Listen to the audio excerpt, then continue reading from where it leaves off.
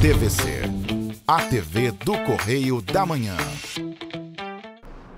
Direto dos estúdios da TV Correio da Manhã em Petrópolis, começa agora o Correio Petropolitano Debate desta sexta-feira. E nesta edição, a audiência sobre repasse de empréstimos consignados é realizada na 4ª Vara Civil de Petrópolis. Ministério Público do Rio dá prazo para que a Prefeitura de Petrópolis regularize a merenda escolar. Cachorro é resgatado por editor da TV Correio da Manhã na trilha do Castelinho em Petrópolis. E o diálogo com o objetivo de entender a importância do estilo arquitetônico Art Deco.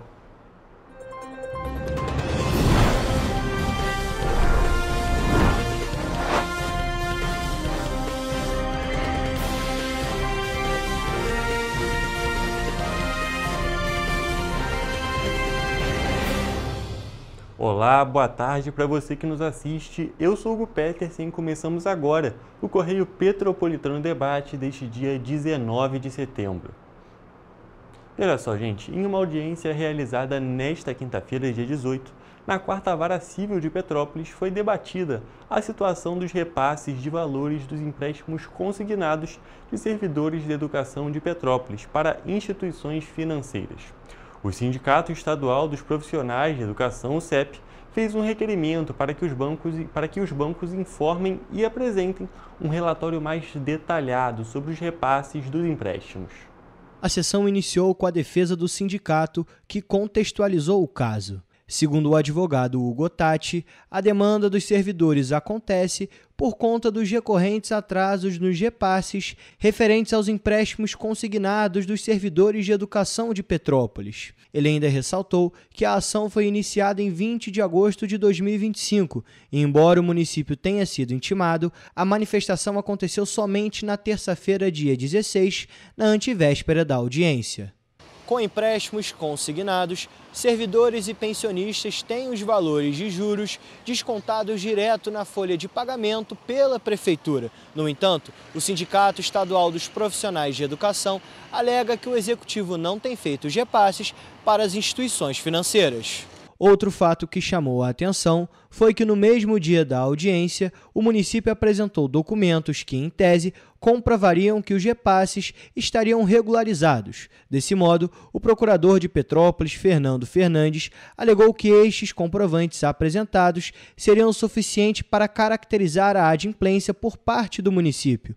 Inclusive, durante a sessão, por questões técnicas, não foi possível acessar um link no qual estariam os documentos. Apesar dos fatos apresentados na audiência, o juiz Jorge Luiz Martins disse que considera imprescindível que os bancos apresentem as informações solicitadas por parte da defesa do sindicato.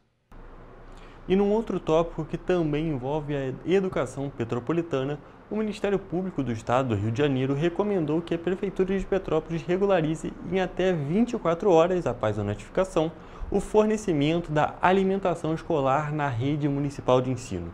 O documento, emitido no último dia 10 de setembro de 2025 e assinado pela promotora de justiça, Vanessa Katz Quadros Soares, aponta denúncias de falta de merenda e alimentos básicos nas escolas, situação já noticiada pela TV Correio da Manhã no início de setembro. A recomendação estabelece que o município deve garantir a continuidade do abastecimento e alterar a proposta de lei orçamentária para 2026, prevendo recursos suficientes para atender a demanda. Caso a Prefeitura não cumpra, poderá ser alvo de uma ação civil pública. Segundo o documento, o município deve restabelecer imediatamente o abastecimento da merenda escolar, manter a regularidade no fornecimento dos alimentos, alterar a proposta de lei orçamentária de 2026, incluindo recursos suficientes para garantir a alimentação dos estudantes no próximo ano, conforme as estimativas do Conselho de Alimentação Escolar. Agora, diante desse cenário de falta recorrente da merenda em unidades escolares do município, Nós enviamos uma representação ao Ministério Público que também se manifestou fazendo algumas recomendações. O MPRJ também determinou que a Prefeitura apresente, em até 24 horas, documentos que comprovem a regularização da merenda nas escolas. A promotoria destacou que a alimentação escolar é um direito garantido pela Constituição e pela Lei de Diretrizes e Bases da Educação, que determinam que o Estado deve assegurar programas suplementares como transporte, material didático e merenda. Em Petrópolis, a crise da alimentação escolar pode se repetir no próximo ano com a proposta da Lei Orçamentária Anual. O orçamento prevê apenas 15 milhões de reais para a merenda, valor proveniente exclusivamente de repasses federais do Programa Nacional de Alimentação Escolar e de royalties, sem qualquer incremento municipal. O montante é considerado insuficiente pelo Conselho de Alimentação Escolar, que estima em até 40 milhões o valor necessário para garantir refeições durante todo o ano letivo. De acordo com a vereadora Júlia Casamasso, ela já havia apresentado emendas à LOA em 2024 para ampliar os recursos destinados à merenda, mas todas foram rejeitadas. Nos colocamos à disposição de fazer as emendas, fizemos as emendas para chegar a um quantitativo orçamentário próximo aos 40 milhões, mas as emendas foram rejeitadas em bloco pelos vereadores da última legislatura. Na época, afirmou ter alertado que a falta de investimentos colocaria em risco a segurança alimentar de milhares de estudantes, muitos dos quais dependem da refeição escolar como principal ou única refeição do dia. Merenda escolar é uma questão de segurança alimentar. Muitas das nossas crianças e dos nossos jovens têm acesso à alimentação na escola. Por isso, toda a nossa batalha para garantir a merenda escolar no ano de 2025. Segundo o Conselho de Alimentação Escolar, já foram gastos recursos insuficientes para atender a demanda em 2025 e os estoques de alimentos estão no limite. Faltam produtos básicos como feijão, óleo, açúcar, leite e até fórmula infantil, essencial para as crianças menores. O Conselho calcula que seriam necessários 20 milhões de reais para encerrar as dívidas e garantir a merenda até dezembro, mas a Prefeitura liberou apenas 2 milhões em crédito suplementar.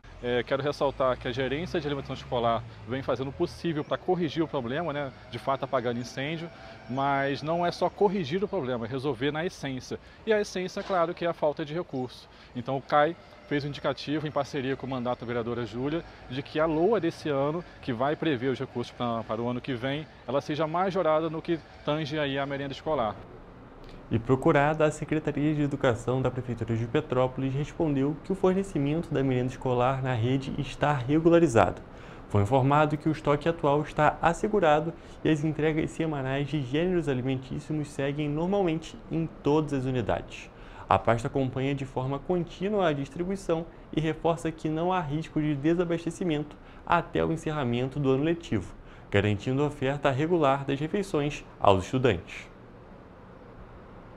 Olha só, gente, uma reunião realizada nesta quarta-feira na sede do Ministério Público do Estado do Rio de Janeiro, o MPRJ, definiu ações junto à Prefeitura de Petrópolis e às forças de segurança que atuam no município para ações necessárias com o objetivo de reduzir os números de acidentes de trânsito na cidade, em especial aqueles que envolvem motocicletas, que hoje representam mais de 70% dos acidentes com mortes. Umas das ações que vêm sendo desenvolvidas pelo grupo de trabalho, que conta com representantes da própria CPTrans, das Secretarias de Saúde, Obras, Planejamento, Segurança Pública e Educação, além das Polícias Civil e Militar e do Corpo de Bombeiros, é a qualificação dos dados que são gerados a partir dos acidentes registrados na cidade. Desde o início do mês, a CPTrans vem realizando atividades educativas da Semana Nacional do Trânsito, que acontece anualmente entre os dias 18 e 25 de setembro, conforme diz o Código de Trânsito Brasileiro, o CTB. Ao longo deste mês, serão 19 atividades divididas entre escolas e empresas, levando à conscientização sobre medidas que ajudam a tornar o trânsito mais seguro. Até o dia 26, 17 escolas da Rede Municipal de Educação fazem parte do roteiro do setor de educação para o trânsito da CPTrans. O objetivo é impactar mais de 1.700 estudantes E ao longo de todo o ano, mas com maior ênfase neste mês, os órgãos e entidades do Sistema Nacional de Trânsito intensificam ações de educação, fiscalização e engenharia, buscando tornar nossas vias mais seguras e ambientalmente sustentáveis para a população. O objetivo da semana é promover a reflexão sobre a forma como nos deslocamos nas cidades e também os enormes problemas que o uso excessivo dos veículos podem causar ao meio ambiente e também ao bem-estar da sociedade. E agora, trocando de assunto, mais de 22 milhões de reais em dívidas foram renegociados no segundo mutirão estadual de renegociação do consumidor. O evento, realizado pelo Procon-RJ e pela Secretaria de Estado de Defesa do Consumidor, aconteceu entre os dias 8 e 12 de setembro, na capital e em 11 municípios do estado. O mutirão reuniu cerca de 30 empresas, entre bancos, operadoras de telefonia, varejistas e concessionárias de serviços públicos. Os descontos chegaram a até 100% do valor da dívida. Em Petrópolis, o mutirão recebeu 104 consumidores e teve mais de R$105 mil em dívidas negociadas. A iniciativa fez parte das comemorações pelos 35 anos do Código de Defesa do Consumidor e ajudou famílias a sair do vermelho. Além de renegociar dívidas, os consumidores tiveram acesso à orientação jurídica e receberam cartilhas de educação financeira para ajudar no controle do orçamento. E a gente ainda entende o seguinte: o consumidor seguro, com a saúde econômica em dia, é o consumidor que consome mais, que ajuda, inclusive, na arrecadação do município, podendo planejar, podendo trazer, como eu disse, mais dignidade para a família. Ao todo, 61% dos atendimentos terminaram em acordos imediatos. Essa foi a segunda edição do ano, que somadas já resultaram em cerca de R$40 milhões em negociações. Vale lembrar que, entre as principais causas de endividamento nas famílias brasileiras, de acordo com a Confederação Nacional do Comércio, estão o uso do cartão de crédito, com 84,5% dos casos, seguido pelos carnês, com 16,6%, e pelo crédito pessoal, presente em 11% das situações de atraso. E falando em mutirão, a Prefeitura de Petrópolis promove neste sábado mais um mutirão da saúde, desta vez no Hospital Municipal Dr. Nelson Saerp, e esse mutirão vai oferecer 52 procedimentos envolvendo 40 aplicações de Prolia, que é um procedimento subcutâneo para osteoporose, 30 exames de tomografia computadorizada e 40 exames de ultrassonografia de próstata, abdômen e vias urinárias, além de diversos outros exames. Ao todo, desde janeiro deste ano, já foram realizados 6.240 exames de ultrassonografia, mamografia e tomografia computadorizada em mutirões promovidos pela Prefeitura. Além disso, em parceria com o Hospital Santa Teresa, a Prefeitura tem a previsão de realizar até o fim do ano 272 cirurgias ortopédicas de baixa, média e alta complexidade. Os pacientes estão sendo convocados pelo setor de regulação da Secretaria de Saúde por telefone e também por mensagem de texto. E Petrópolis foi contemplada com mais de R$70 milhões em recursos para obras de contenção de drenagens e encostas. Os investimentos fazem parte do PAC Seleções 2025, anunciado nesta quinta-feira, dia 18, pelo governo federal. Estamos aqui ao vivo com a nossa repórter Evelyn Carvalhais, que vai trazer mais detalhes e informações sobre este assunto. Boa tarde, Evelyn, tudo bem? Conta mais pra gente sobre essa verba que vai chegar aqui em Petrópolis. Boa tarde, Hugo. Boa tarde a todos que estão nos assistindo. Bom, a cidade terá 10 intervenções em diferentes localidades, entre elas Floresta, Atílio Marote, Batalhargue, Caxambu, São Sebastião, Quitandinha e o Centro. Segundo a Prefeitura, os projetos foram elaborados pelas Secretarias de Planejamento e Obras, em parceria com a Defesa Civil. Vale destacar que em todo o Brasil apenas 102 municípios tiveram projetos de contenção selecionados. O prefeito Ingo Rames, por meio de um vídeo divulgado nas redes sociais, ressaltou que vai continuar trabalhando para que todo o trâmite necessário seja cumprido de forma mais rápida possível para que as obras sejam realizadas. Volto com você, Hugo. Perfeito, Evelyn. Muito obrigado pelas informações muito importantes. Precisamos destacar esses investimentos, querendo ou não, são investimentos chegando em Petrópolis que têm um propósito tão importante para a cidade, que sofre tanto com os riscos geológicos e também hidrológicos. Evelyn, mais uma vez, muito obrigado pela sua participação e pelas informações. E agora, trocando de assunto, um cachorro foi resgatado na manhã desta quinta-feira dentro de uma represa, próximo à trilha do Castelinho, no bairro Morém. O animal estava preso pelo pescoço em um vergalhão, sem conseguir sair. O editor Sandro Sodedra, aqui da TV Correio da Manhã, entrou em contato com o Corpo de Bombeiros e com a Coordenadoria de Bem-Estar Animal, porém, não houve ajuda nenhuma. É bonito, não é? Não acredito, olha o que eu encontrei aqui, cara, um cachorrinho preso.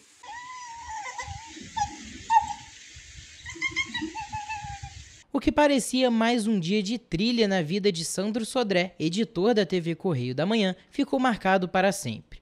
Durante mais uma de suas tradicionais caminhadas pela trilha do Castelinho, no Morém, ele encontrou um cachorro preso pelo pescoço dentro de uma represa, sem qualquer chance de sobreviver se não houvesse resgate. Eu cheguei aqui na trilha do Castelinho, onde eu costumo vir sempre, e eu encontrei esse cachorrinho preso aqui, ó, em uma grade de vergalhão, num lugar que é um acesso um pouco complicado. Entrei em contato com o Corpo de Bombeiros, o Corpo de Bombeiros me passou para a Defesa Civil, a Defesa Civil me passou para o COPBEA.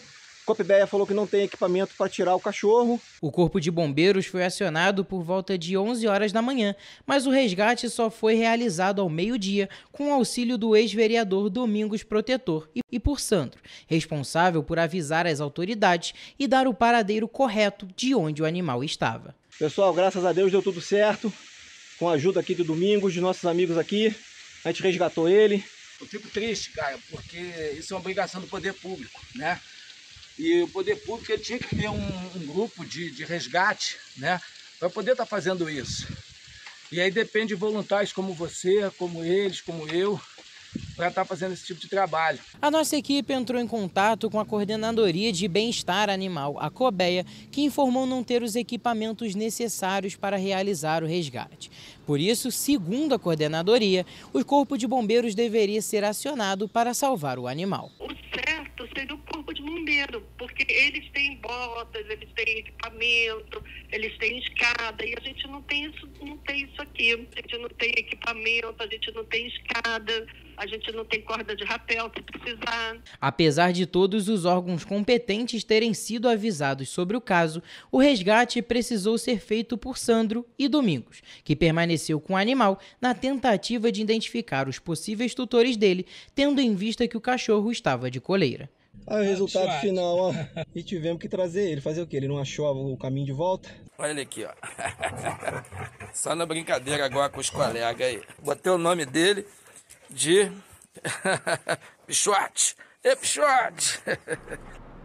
Uma atitude muito bonita do Sandro, do Domingos e todo mundo que se relacionou e ajudou nesse resgate desse cachorrinho que estava ali numa situação de grande vulnerabilidade.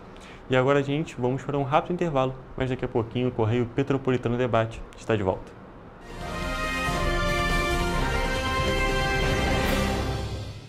Petrópolis, uma cidade histórica que agora tem um novo ponto de conexão.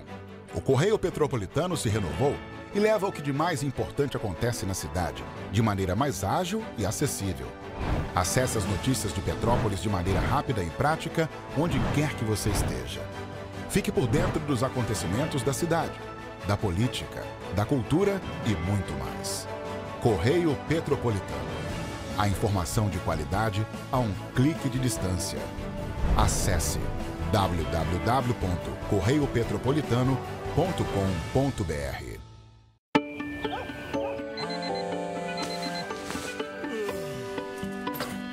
Meu pai é um cara muito corajoso. Ele luta contra o mal igualzinho um super-herói. Ele não usa capa, mas tem um uniforme muito legal e vários equipamentos especiais. Ele também tem super veículos e quando precisa, ele pode até voar. Meu pai me disse para não ter medo, que as coisas estão melhorando. E eu acredito no que ele me fala. É, e os resultados já estão aparecendo. Mas o governo do estado do Rio quer mais. Por isso, estão sendo investidos R$ 1 bilhão na nossa segurança, com ações em todas as regiões do estado. A gente não está aqui dizendo que a guerra contra o crime está ganha. Ainda tem muita coisa a ser feita. Mas aqui no Rio, os criminosos não vão ter vida fácil. Pode acreditar nisso. Governo do Estado do Rio de Janeiro.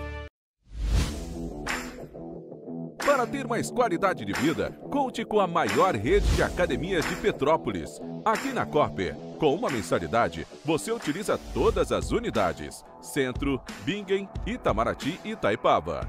Com planos a partir de R$ 95,00. A academia oferece ambientes modernos para você cuidar da sua saúde com segurança.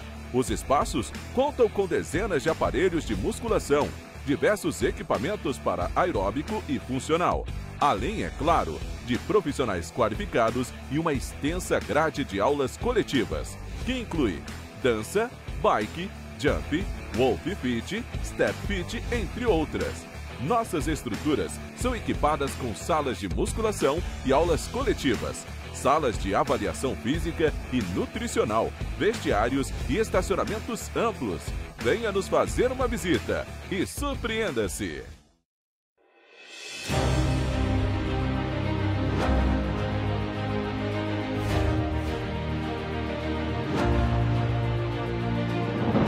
Não é jornalismo de direita, é jornalismo direito.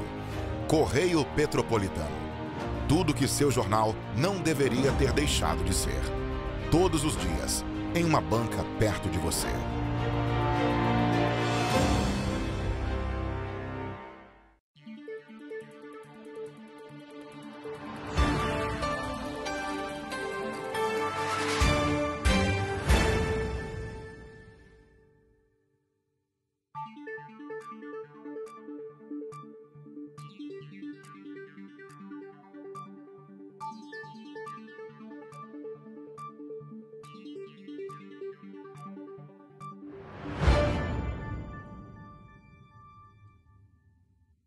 Ensinar inglês na pré-adolescência exige diferentes estímulos no aluno. O curso Kids and Teens da Minds conta com professores especializados que abordam inglês de maneira lúdica e objetiva. Através de 4 módulos, conduzimos os alunos de 9 a 14 anos, do nível básico para o avançado, oferecendo total segurança na hora de se comunicar e argumentar em inglês, inclusive ser capaz de realizar futuros exames de certificação. Na Minds English School, você aprende o inglês que te leva longe.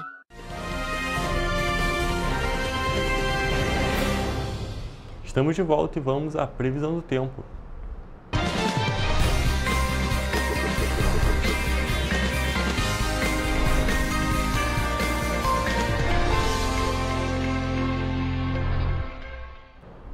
Olha só, gente, já estamos aqui ao vivo com a Mariana Braga, mas antes da entrada dela, a chegada da primavera de 2025, conhecida como a Estação das Flores, na próxima segunda-feira, ou seja, no próximo dia 22, às 3h19 da tarde, de acordo com o horário de Brasília, vai trazer mudanças significativas nas condições climáticas em grande parte do Brasil. Olha só. De acordo com o Instituto Nacional de Meteorologia, o IMET, até a quarta-feira, dia 24 de setembro, uma intensa frente fria vai avançar sobre as regiões sul, sudeste e partes do centro-oeste e norte, provocando temporais antecedidos de fortes ventos. Em seguida, uma massa de ar frio e seco vai causar acentuado declínio das temperaturas, com previsão de geada no sul e queda de temperatura na região norte.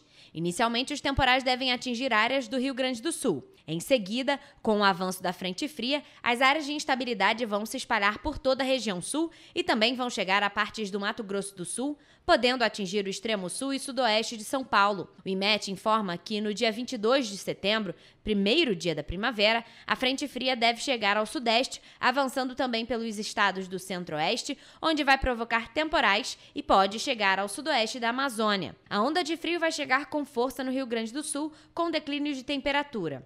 Com o deslocamento da massa de ar frio ao longo da semana, a queda da temperatura pode ocorrer também nas demais áreas do centro-sul e até no norte do país, onde o fenômeno é conhecido como friagem. Na região sul, os temporais de sábado e domingo, antes da chegada da nova estação, poderão ser fortes, com descargas elétricas e rajadas de vento. Não se descarta a possibilidade de queda de granizo e acumulados significativos de chuva, especialmente no Rio Grande do Sul e em Santa Catarina. Um relatório da Administração Oceânica e Atmosférica Nacional, Agência Científica e Reguladora Americana de Previsão do Tempo, avaliou que o fenômeno Laninha pode influenciar o regime de chuvas durante a primavera no hemisfério sul, devido ao aumento da umidade vinda da Amazônia e da formação de sistemas meteorológicos. Olha, gente, a primavera ainda vai chegar, isso é só lá na segunda-feira. E, é claro, antes dela, temos o fim de semana, temos o sábado e o domingo. Então, a gente já está aqui ao vivo com a Mariana Braga, que vai trazer as informações climáticas e meteorológicas para este fim de semana. Inclusive, eu já estou aqui, hoje só vim de camisa, porque a temperatura já aumentou um pouquinho aqui em Petrópolis. E a gente quer saber, é claro, se essa tendência se mantém para o restante do fim de semana. Diz pra gente, Mariana, como é que fica o tempo neste fim de semana aqui nas cidades da nossa região de cobertura? Boa tarde, Hugo. Boa tarde também para você que nos assiste. Bom, em Nova Friburgo, sábado será de sol com algumas nuvens e neva ao amanhecer. E noite, de céu limpo. As temperaturas devem variar entre a mínima de 16 e a máxima de 25 graus. Já no domingo, sol com muitas nuvens durante o dia e períodos de céu nublado. Noite com muitas nuvens também. As temperaturas variam entre a mínima de 16 e a máxima de 26 graus. Em Teresópolis, tanto sábado quanto domingo serão dias de sol com algumas nuvens e períodos de céu nublado. Nos 2 dias, as noites serão de poucas nuvens. No sábado, as temperaturas devem variar entre a mínima de 17 e a máxima de 26 graus. E no domingo, mínima de 18 e máxima de 28 graus. Olha, aqui em Petrópolis, o sábado tem previsão de dia de sol com muitas nuvens de manhã e pancadas de chuva à tarde. À noite, a chuva para. As temperaturas devem variar entre a mínima de 18 e a máxima de 26 graus. No domingo, sol com muitas nuvens durante o dia e períodos de céu nublado. Noite com muitas nuvens e com temperaturas variando entre a mínima de 19 e a máxima de 28 graus. Já em Paraíba do Sul, o sábado será de sol com muitas nuvens e pancadas de chuva à tarde e à noite. No domingo, sol com muitas nuvens durante o dia e períodos de céu nublado que seguem aí até a noite. No sábado, as temperaturas variam entre a mínima de 19 e a máxima de 31 graus. Já no domingo, mínima de 19 também e a máxima de 32 graus.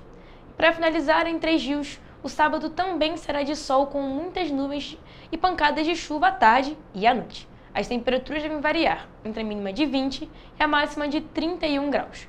No domingo, sol com muitas nuvens durante o dia e períodos de céu nublado. Noite também com muitas nuvens e temperaturas variando entre a mínima de 19 e a máxima de 33 graus.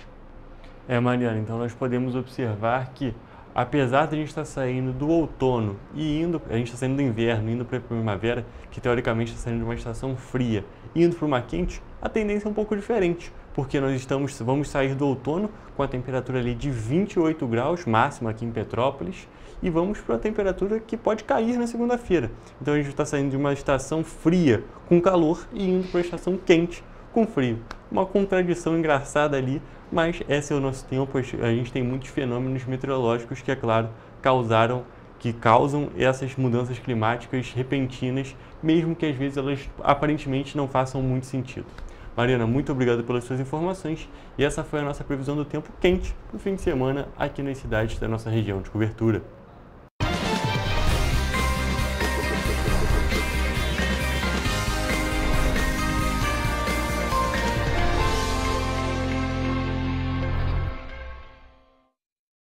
Olha só, gente, toda a região entre as ruas Lopes Trovão, Inocêncio Montes Alonso e a RJ 107 estão recebendo a instalação de luminárias de LED pela Prefeitura de Petrópolis. Elas vão substituir as antigas lâmpadas a vapor de sódio que eram utilizadas até então. O serviço teve início nesta semana e estão previstas a colocação de cerca de 120 luminárias em todo o trecho que fica dentro da estrada no município. A medida vai ampliar a visibilidade na Serra Velha com menor consumo de energia. Isso porque as antigas lâmpadas de 100 watts estão sendo trocadas por lâmpadas de LED de 50 watts, ou seja, são aparelhos de menor amperagem, porém que possuem mais potência. A troca vem sendo realizada pelo Departamento de Iluminação Pública, que é vinculado à Secretaria de Serviços, Segurança e Ordem Pública, a SSSOP. Ao longo deste ano, o departamento já instalou mais de 1.600 luminárias de LED em 42 localidades e também realizou a manutenção de quase 5.500 pontos de luz em toda a cidade. E agora, trocando de assunto, nós vamos avançar mais um pouco. A gente estava falando de primavera agora na previsão e a gente vai falar de fim de ano. O comércio de Petrópolis chega à reta final de 2025 com desafios importantes, mas também com expectativas de transformar o Natal em um período decisivo para a retomada do setor. A Câmara de Dirigentes Lojistas estima crescimento moderado no segundo semestre, impulsionado pelas principais datas comemorativas do ano. O varejo brasileiro registrou um crescimento de 4,7% em 2024, a maior alta em mais de uma década. Mas em 2025, a expectativa é de um desempenho mais moderado, diante de juros elevados e desaceleração do consumo.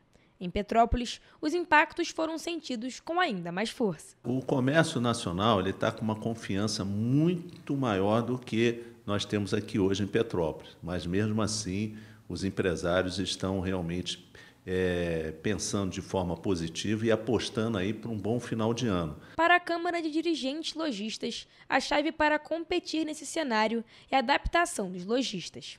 Hoje, gestão profissional, uso de tecnologia e integração entre canais físicos e digitais já não são diferenciais, mas requisitos básicos para conquistar o consumidor. Então, é muito importante essa forma digital porque você consegue vender através dela ou se você não vender, você consegue atrair o cliente para a sua loja, né? E você, então, acaba fechando negócios também dessa forma. Além das mudanças no atendimento, a CDL reforça que os lojistas precisam investir na presença digital. As vitrines não podem estar somente nas ruas, mas também em evidência nas plataformas digitais em geral. A forma digital, ela é necessário que todos os empresários venham a participar. De que forma? Através do WhatsApp, através da rede social, que ele coloque isso na sua rotina, que diariamente ele faça ofertas de produtos através dessas redes, né? Porque aí ele vai poder impactar, ele vai poder crescer ainda mais as suas vendas. Segundo a CDL, o comércio da cidade pode crescer cerca de 5% nesse segundo semestre em relação ao mesmo período do ano passado.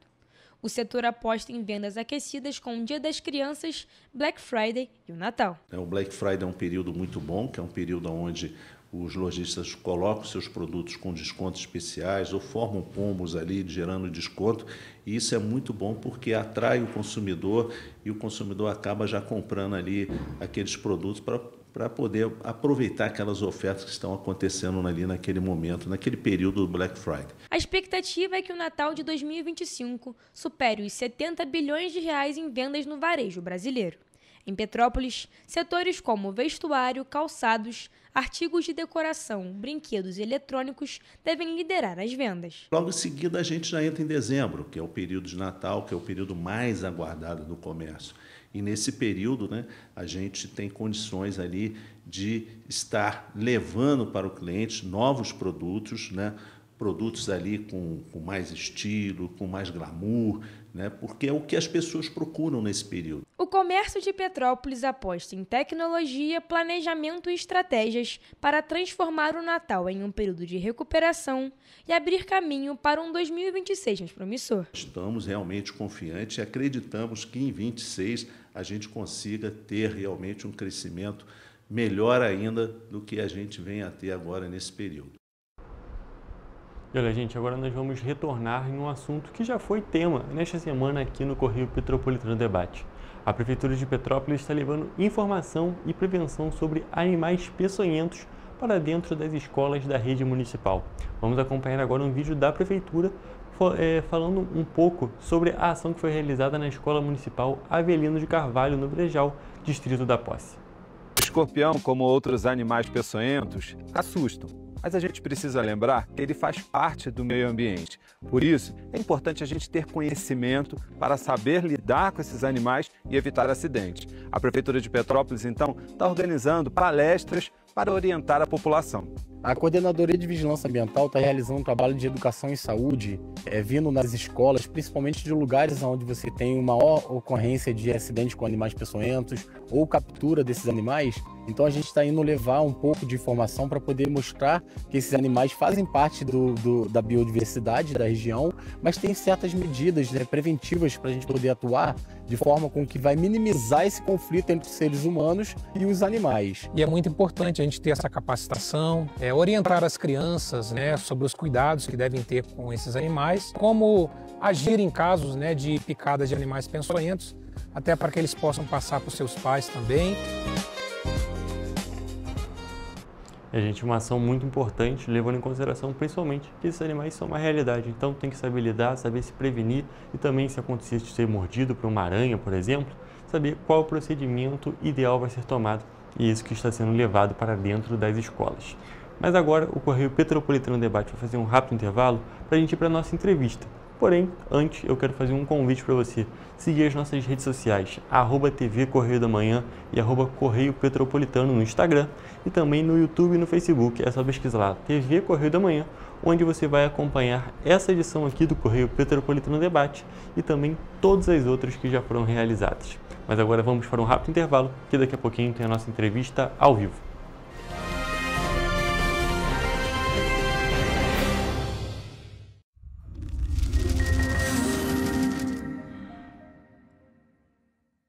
O grupo de jornais que mais cresceu no Brasil apostou na força do impresso e no jornalismo direito. Em setembro de 2025, o Grupo Correio da Manhã completa 6 anos de uma trajetória marcada por coragem, compromisso e credibilidade. Resgatamos a história do jornal mais importante do Brasil no século XX e hoje somos protagonistas da nossa história no século XXI. Acreditamos na responsabilidade de colocar a informação correta no papel. Enquanto o mundo digital muda a cada segundo, o jornal impresso permanece como referência de verdade e confiabilidade. Contamos com 4 parques gráficos próprios, no Grande Rio, em Volta Redonda, no Núcleo Bandeirante e em Areal. Em Brasília, equipados com 8 rotativas de alta tecnologia que produzem todos os nossos jornais em cores. São 5 jornais diários.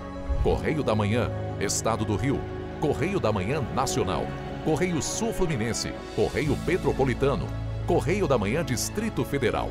E o grupo vai além. Abriga o tradicional Jornal da Barra, com 35 anos de história, a lendária revista O Cruzeiro e o Jornal de Turismo, publicado há 59 anos. Na área eletrônica, temos a TVC, TV Correio da Manhã, no ar há 24 anos pelo canal 16 de Petrópolis, com estúdios também no Rio de Janeiro e em Brasília. Crescemos com uma missão clara: levar ao leitor uma informação verdadeira. É o jornalismo direto e direito, um jornal que respeita a política e é respeitado pelos políticos. Nossas páginas e plataformas reúnem um time de jornalistas e colunistas de peso: Fernando Molica, Rodolfo Lago, Thales Faria, Cláudio Magnavita, Ricardo Cravo Albim, Rui Castro, Alexandre Garcia, Aristóteles Drummond, entre outros nomes que ajudam a construir a credibilidade da nossa marca. São 4 redações integradas e um conteúdo cada vez mais ampliado no meio digital. Grupo Correio da Manhã. Informação com tanta credibilidade que é impressa todos os dias.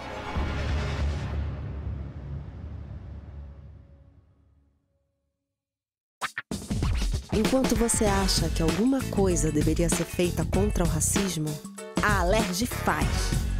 As leis que você precisa, a Alerj faz. Baixe o aplicativo da Alerj e conheça seus direitos.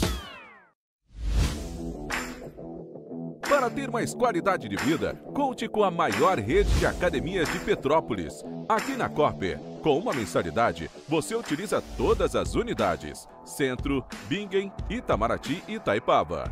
Com planos a partir de R$ 95,00. A academia oferece ambientes modernos para você cuidar da sua saúde com segurança.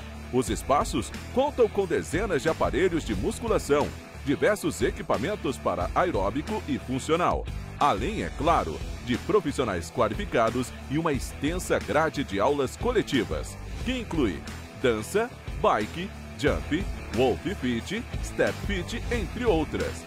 Nossas estruturas são equipadas com salas de musculação e aulas coletivas, salas de avaliação física e nutricional, vestiários e estacionamentos amplos.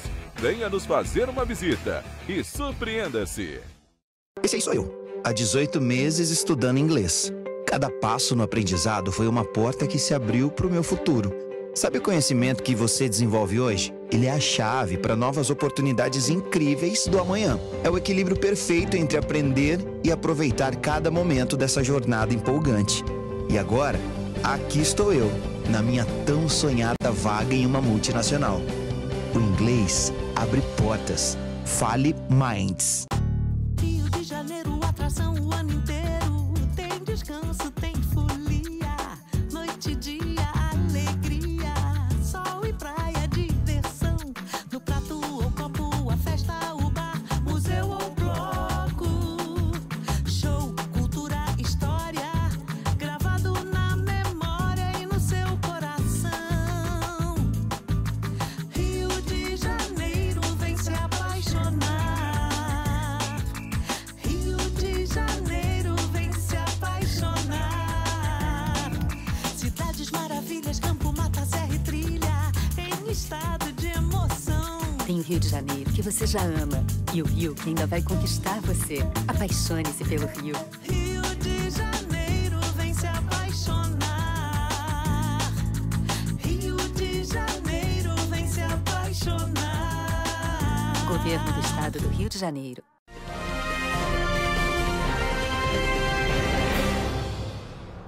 O Correio Petropolitano Debate está de volta e já estamos aqui ao vivo com a Raquel, que veio conversar um pouquinho com a gente sobre arquitetura, uma parte histórica da arquitetura. Tudo bem, Raquel? Boa tarde. Tudo bem, boa tarde. Obrigada pelo convite. É um prazer estar aqui.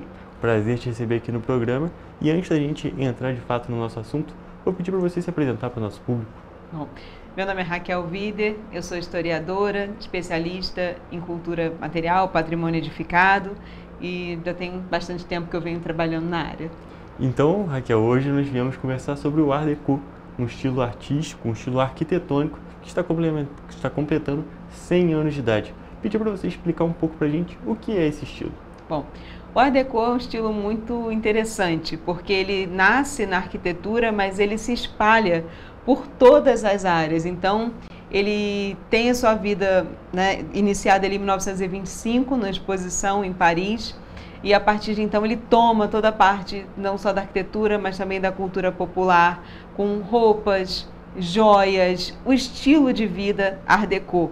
Então ele tem como característica essa mistura, né, da modernidade e do glamour. Então ele tem linhas aerodinâmicas, formas mais ligadas à praticidade, à funcionalidade, a própria questão do luxo, né, daquela época de Hollywood, que começa também nessa época, 1927, né, o cinema falado. Então ele se interpenetra com várias formas de arte, também nas propagandas, de embalagens. O Art Deco está presente em vários lugares. Ele se torna um estilo que é interessante porque ele tanto abarca grandes residências, prédios, né, os arranha-céus, como Edifício à Noite, no Rio de Janeiro, como casas populares do interior do Brasil. Então, em qualquer lugar, você encontra um pedacinho do Art Deco. E é bem interessante a gente destacar essa parte que é um estilo artístico que ele fugiu apenas da arquitetura, que você, como historiadora, você consegue observar essas diferentes influências, não é mesmo? Exatamente, porque ele nasce justamente o que a gente chama dos loucos anos 20, né, onde existia um entusiasmo pelo moderno, a cultura industrial estava se desenvolvendo, então começam a ser feitas a ideia de você ter que produzir em massa, né, você repetir aquele mesmo padrão, e isso junto, como eu falei, com a cultura cinematográfica, rádio. Então você tem uma expansão do estilo, um contexto histórico que acaba permitindo a expansão desse estilo para além do que os estilos anteriores. E esse, assim como outros estilos arquitetônicos, é bem interessante que a gente pode observar pequenos detalhes, pequenas influências em diversos locais. Tem uma cidade é composta por diversos estilos arquitetônicos que foram influenciando uma hora aqui, uma outra hora numa igreja, um edifício, e vão formando a cidade como a gente vê hoje, não é mesmo? Exatamente, que as histórias da cidade, a gente tem os recortes temporais, né? Então sempre tem um espaço ali para o novo, né? E o novo, durante a década de 20 e 30, era o Art Deco. Petrópolis tem vários exemplares do Art Deco, por exemplo, o nosso Teatro Dom Pedro, o antigo Cinema Petrópolis, várias residências, vários sobrados ali na Rua do Imperador também são de estilo Art Deco. E a gente consegue identificar pelo tipo de fachada, pelos ornamentos. E o Art Deco também está presente na decoração, nos móveis, nas grades. O Art Deco é interessante que ele pode estar tanto num ventilador, num rádio, como num grande edifício. Esse é um tópico bem interessante e que muitas vezes a gente nem repara, né? São as diferentes influências que vão acontecendo e muitas vezes elas passam despercebidas. E eu queria perguntar para você, Raquel, como historiadora, qual é a importância desse estilo para o que a gente tem hoje? O Art Deco, ele marca uma época, né? Como eu falei, ele marca essa época do entusiasmo, ele marca essa ideia de que você tem que produzir de uma forma mais rápida, você tem que abarcar o maior número de pessoas, e ele diminui a divulgação dele ali quando a gente entra na Segunda Guerra Mundial. Então o Art Deco ele faz parte justamente daquele período entre guerras onde existia aquele entusiasmo, aquela esperança pelo novo, pela modernidade, né? Então ele é um estilo muito importante pelo contexto onde ele está inserido também.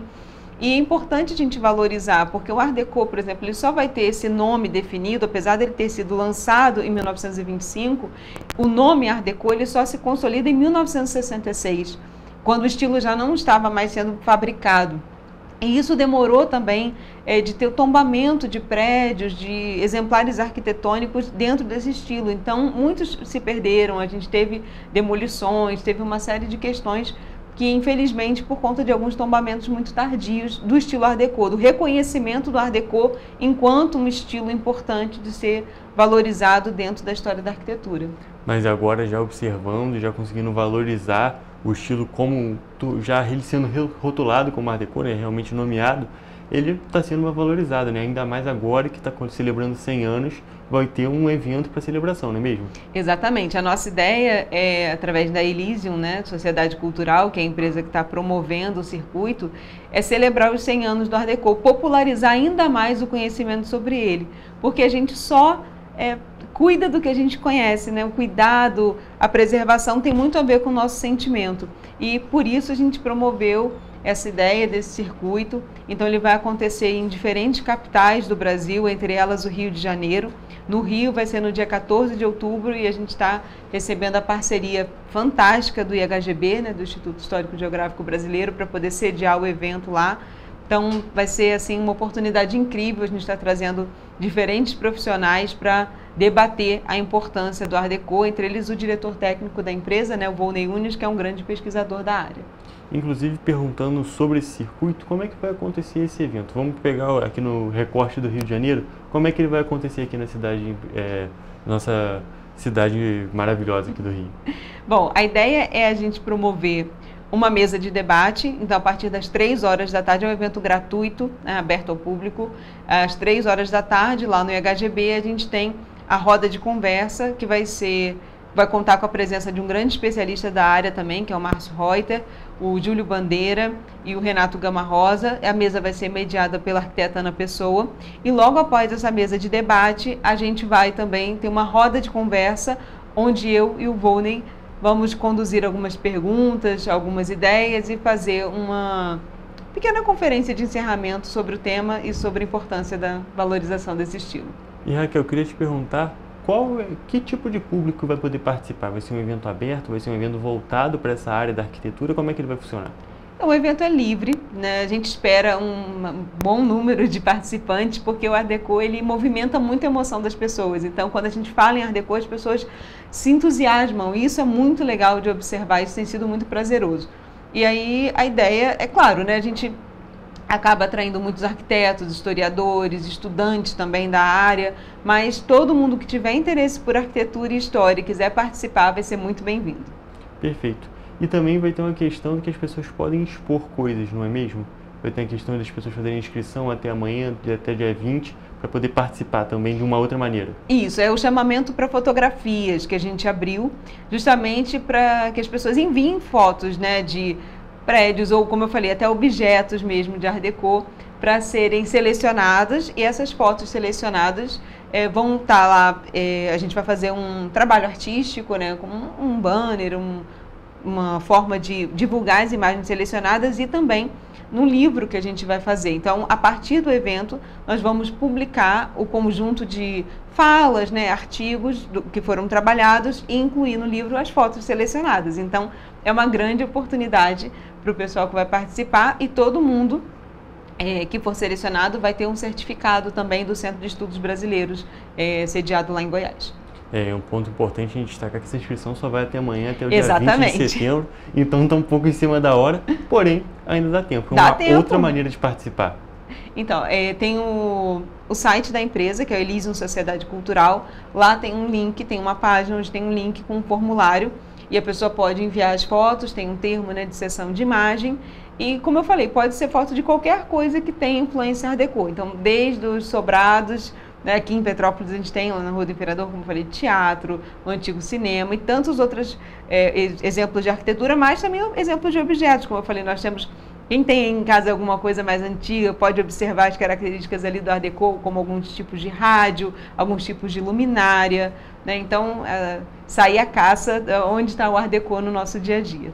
Perfeito, Raquel. E eu queria te perguntar, já para a gente ir finalizando, qual é a importância de eventos como esse para a manutenção da memória e a manutenção da nossa cultura?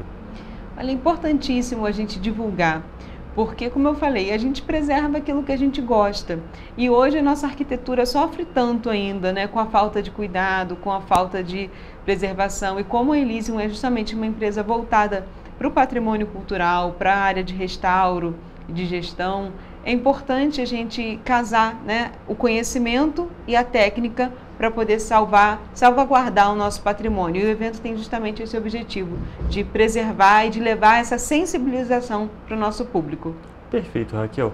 Quero te perguntar agora, só para a gente finalizar mesmo, se você tem mais algum ponto que queira destacar, tanto sobre esse estilo artístico, né, que a gente vê, ele foge da arquitetura, então a gente fala que é um estilo artístico, ou também sobre o evento em si. Bom, eu acredito que isso é uma pontinha no iceberg de quantas coisas a gente pode fazer, sabe? Que as pessoas tenham essa conscientização a respeito dos diferentes estilos, porque durante os anos a gente tem tendência a valorizar um estilo em detrimento do outro. Isso aconteceu com o estilo eclético, que quase não foi preservado porque não era considerado um estilo digno, né, de ser lembrado. Depois isso foi revisto e hoje o Art Deco também está vivendo essa recuperação do ponto de vista da valorização do patrimônio. Então é importante a gente abrir a nossa mente para ver a importância de cada estilo, que tudo faz parte da nossa história, tudo faz parte da forma como a gente se comunica com o mundo através da arquitetura. É isso, Raquel. Muito obrigado por ter vindo aqui no programa hoje. Foi um prazer te receber, conversar sobre arte, conversar sobre arquitetura, esse tópico tão interessante. Eu que agradeço, foi ótimo poder compartilhar um pouco do conhecimento e divulgar o evento. Se inscrevam no chamamento e também estejam lá no dia 14 de outubro no IHGB. É uma verdadeira oportunidade, gente. E agora eu vou encerrar a nossa entrevista de hoje e também a edição do Correio Petropolitano Debate. Até a próxima. Perfeito.